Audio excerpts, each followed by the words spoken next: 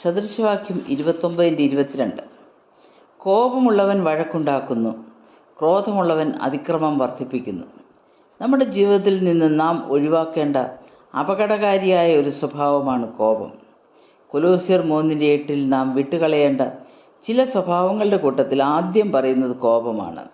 തുടർന്ന് പറയുന്ന മറ്റെല്ലാ സ്വഭാവദൂഷ്യങ്ങൾക്കും കാരണം കോപമാണ്. കോപം എപ്രകാരം നാശം വിതയ്ക്കുന്നു എന്ന് അതിനെക്കുറിച്ച് പറഞ്ഞിരിക്കുന്ന വേദഭാഗങ്ങൾ വെളിപ്പെടുത്തുന്നു. സദൃശവാക്യം 15:18. ക്രോധമുള്ളവൻ കലഹമുണ്ടാക്കുന്നു. കോപം പലപ്പോഴും അവിവേകം പ്രവർത്തിക്കുവാനിടയാക്കും. മുൻകോപി ഭോഷത്വം പ്രവർത്തിക്കുന്നു.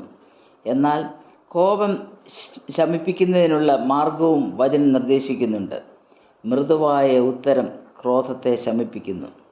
കോപത്തോട് സംസാരിക്കുന്ന ഒരു വ്യക്തിയോട് നാം ശാന്തമായി സംസാരിച്ചാൽ അവിടെ ഒരു കലഹം ഒഴിവായി കിട്ടും.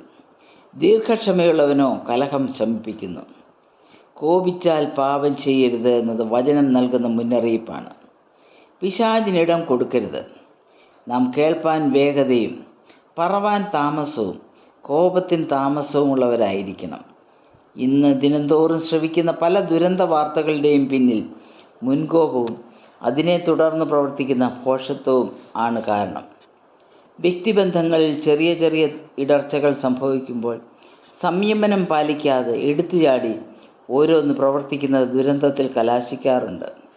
സമചിത്തതയോടെ കാര്യങ്ങൾ വിശകലനം ചെയ്തിരുന്നുവെങ്കിൽ പല ദുരന്തങ്ങളും ഒഴിവാക്കാമായിരുന്നു. നമ്മുടെ കോപത്തിൽ കൂടി സാത്താന് പ്രവേശനം നൽകിയാൽ അവൻ നമ്മെ നശിപ്പിക്കും എന്നതിന് യാതൊരു തർക്കവുമില്ല. കോപം വരുമ്പോൾ നാം എന്തു ചെയ്യണം? ഒരു നിമിഷം ശാന്തമായി ചിന്തിക്കാം. എന്തിനാണ് നാം കോപിക്കുന്നത്? അതുകൊണ്ട് എന്തു ഗുണമാണ് ലഭിക്കുന്നത് എന്ന് ചിന്തിച്ചാൽ കോപം താനേ ശമിക്കും. നാം പലപ്പോഴും അകാരണമായി കോപിക്കാറുണ്ട്. മനുഷ്യൻ്റെ കോപം ദൈവത്തിൻ്റെ നീതിയെ പ്രവർത്തിക്കുന്നില്ല.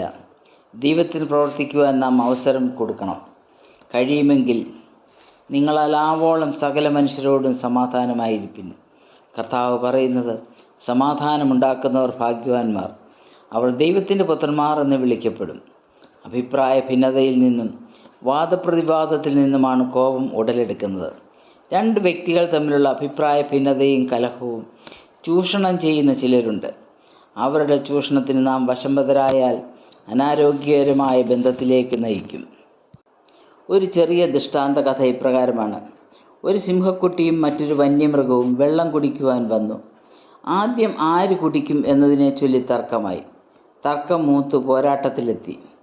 അവർ തലപ്പൊക്കി നോക്കിയപ്പോൾ അവരുടെ മരണം കാത്ത് അവരെ വട്ടമിട്ട് പറക്കുന്ന കഴുകൻ കൂട്ടത്തെയാണ് കണ്ടത്.